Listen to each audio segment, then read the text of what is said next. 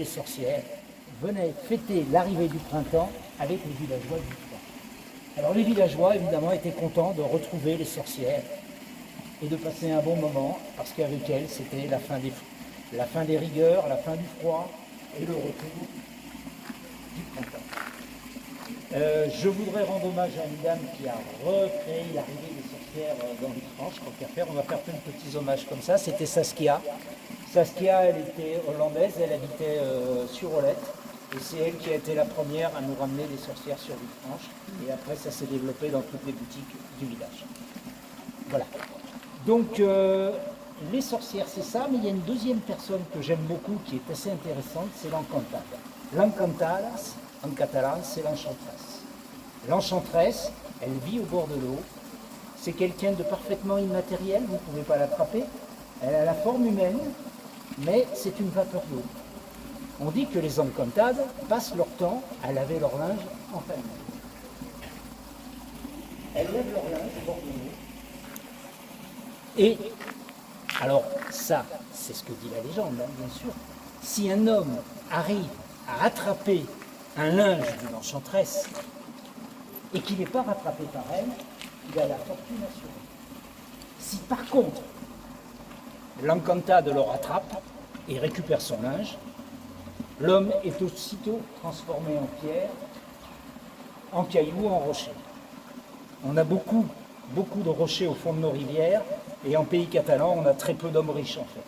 Alors,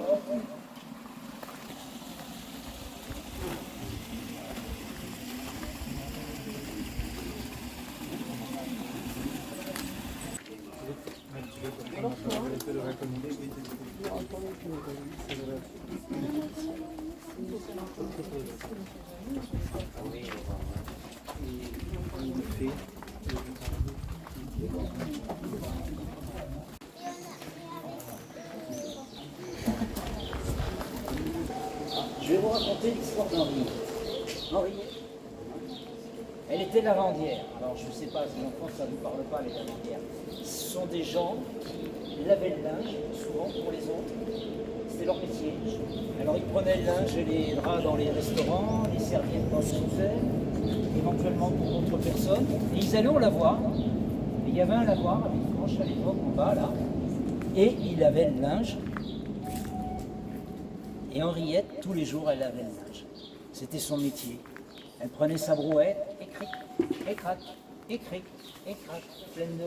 Et elle se mettait là, au lavoir, sur la planche de pierre, et elle frottait. Elle faisait des bulles de toutes les couleurs, les bleus, les verts, les roses. Et tous les jours, elle revenait, elle frottait, et elle lavait. Alors un jour, il y a une de ces encantades qui passe par là, parce que c'est leur domaine, l'eau, hein, et ils viennent la voir et lui disent « Henriette, tu es très courageuse, je vais t'offrir 3 bulles. 3 bulles que je vais solidifier, et quand tu voudras faire un vœu, tu pourras les casser, et ton vœu se réalisera. » Ah ouais? Moi j'ai droit à ça? Incroyable. Henriette, elle a ramassé son linge. Elle a mis délicatement ces 3 bulles. Une bleue, une verte, une jaune. Sur la brouette, elle a bien calé, et cric, et crac, et cric, et crac. Elle est rentrée. Elle a été voir son homme.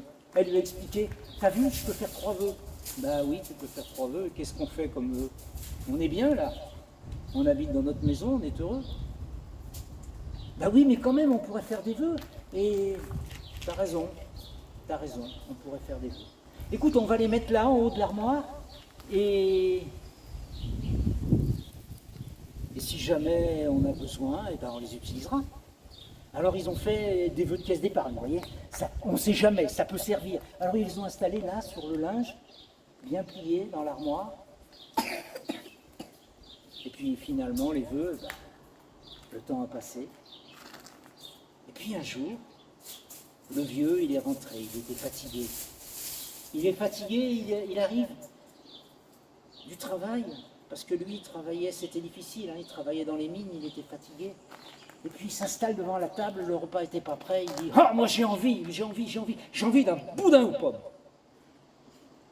Et là, la boule rouge, la porte de l'armoire s'ouvre, la boule rouge descend, plac, et il y a un grand plateau de boudin aux pommes qui arrive devant son lit. Il commence à manger, et sa femme l'arrive, elle lui dit « Mais t'es fou, t'as gâché notre vœu là pour du boudin aux pommes? Si encore t'avais pris du boudin aux oignons. Mais franchement, du boudin aux pommes. Personne n'aime le boudin aux pommes. Écoute, tu me gâches, tu es stupide. Tiens, je voudrais que ce boudin, il s'accroche à ton nez et qu'il y reste jusqu'à la fin des temps. » Et à ce moment-là, l'armoire s'est ouverte, la boule bleue est tombée, s'est cassée, et le boudin est venu se coller au nez du vieux. Ils se sont battus, ils ont essayé toute la journée de le manger, toute la nuit, de le manger, de le couper, de le déchiqueter, d'en faire quelque chose pour arriver à s'en débarrasser. Le boudin est resté accroché. Ils se sont aussi engueulés. Beaucoup. Et finalement, ils ont pris une sage décision. Ils ont dit, on veut que tout redevienne comme avant. Alors la porte de l'armoire s'est ouverte et la troisième boule est tombée. Et tout a disparu. Alors finalement, quel cadeau! Ils auraient pu faire le tour du monde, ils auraient pu avoir un château, ils auraient pu aller peut-être avoir une grosse voiture. Est-ce que c'est pas une bulle de protection que leur a donné la fée en leur laissant vivre leur vie dans leur village et rester tel quel? Enfin, toujours est-il que tout est retombé comme avant, et cric et clac. Et le coup est dans le sac. Et c'est l'histoire d'Anton qui était amoureux de l'encantade, de l'enchanteresse qui vivait au fond du clos. Anton, il était berger, donc il passait son temps avec ses moutons. Et il avait ses jumelles, il regardait, et surtout il regardait l'encantade, il regardait la belle Lobelia. Lobelia, il en était amoureux. C'est terrible d'être amoureux, hein.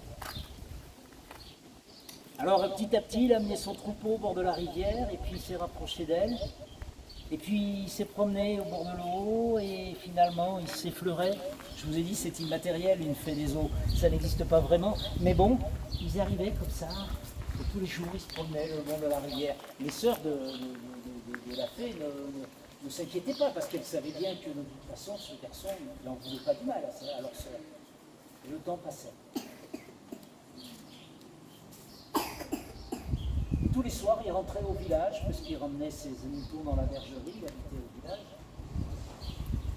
Et tous les soirs, et un jour, il passe par une petite ruelle, là, la rue des Tisserands. Et alors qu'il était dans ses pensées, et qu'il pensait à sa belle Lobelia qu'il aurait tant voulu épouser. Donc le jour où il passe devant la belle Lobelia qu'il voulait épouser,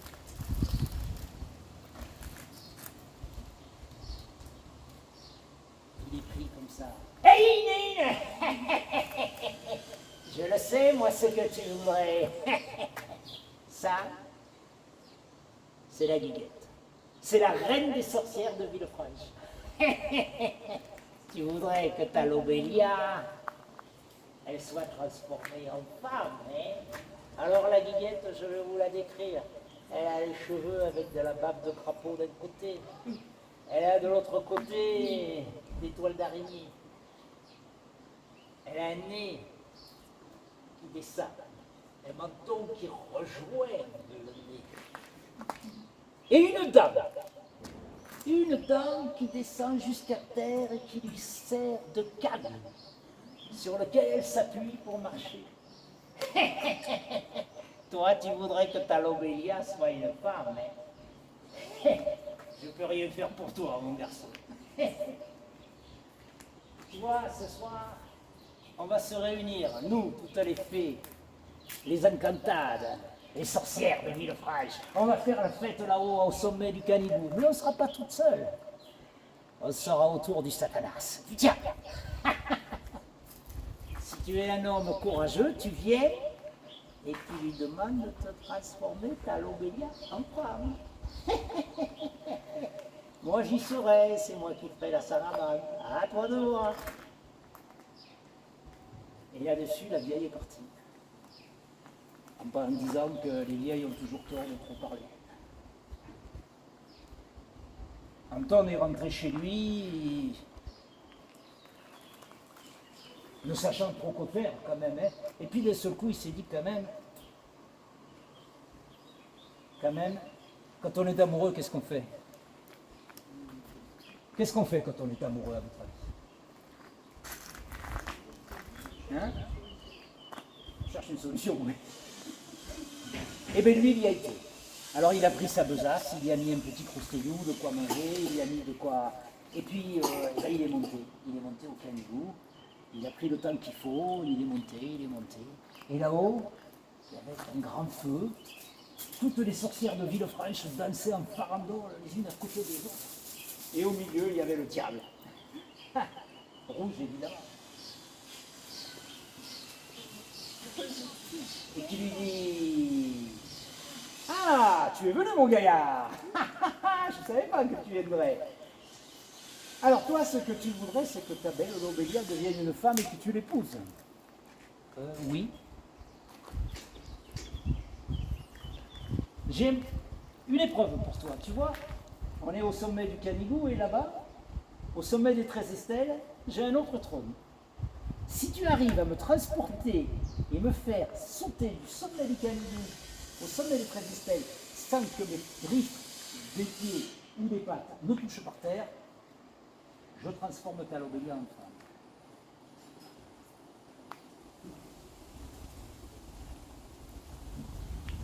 L'Anton, il a reculé un peu, il a tapé dans ses poches.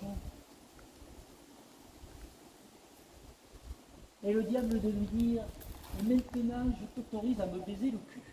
Et il baisse son pantalon, il montre un cul rouge. Le diable, évidemment. Le cul de diable.